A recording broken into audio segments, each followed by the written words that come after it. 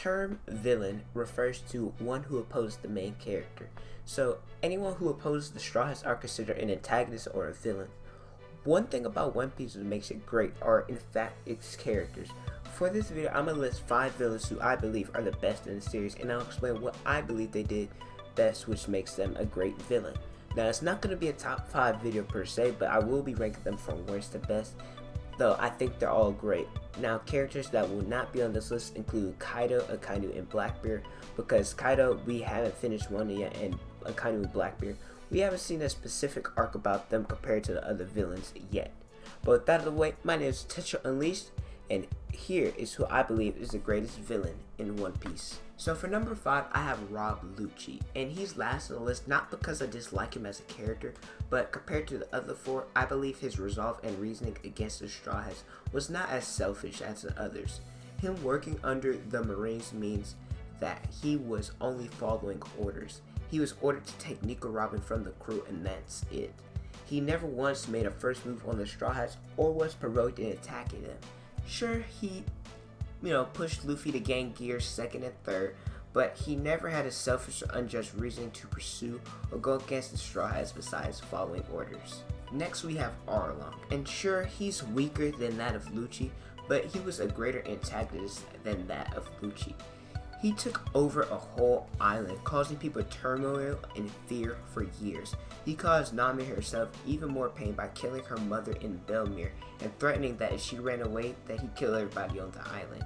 He had planned to conquer the entire East Blue as well. Selfishness and hatred towards humans made him who he is and a great villain. Not saying it's right whatsoever, but his actions were a little justified because of what humans did to him as a kid, for one, and also what they did to his captain and Fisher Tiger, killing him. So for that reason, I can't put him any higher than this, but he's just out of the top 3 on my list. Now, I believe Crocodile is probably the most underrated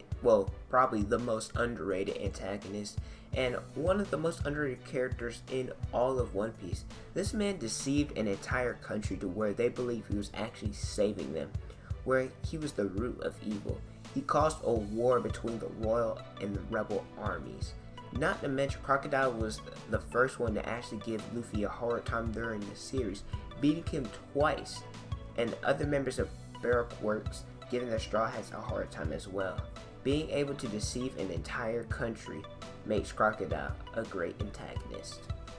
Now, this is going to be a little biased, but honestly, no matter how much I like Katakuri, I can't put him as number 1 because he's a really good antagonist, but I really don't see him being a villain, more of, an antagonist.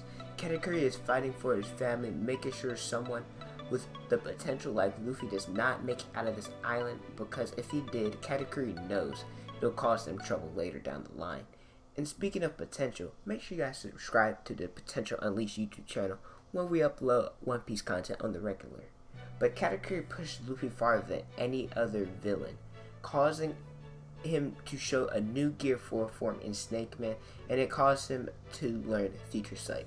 I love the fact of how he respected Luffy because nobody had ever been able to do that and best him in a fight. If Katakuri's motive and resolve were darker, he'd totally be the best One Piece villain. If one word could describe this man and his reason to become a villain, it'd be power. This dude was psychotic since the get-go. First, he killed his parents, well, not both his parents, he killed his father and his own brother. He also framed the king of a country and took it over.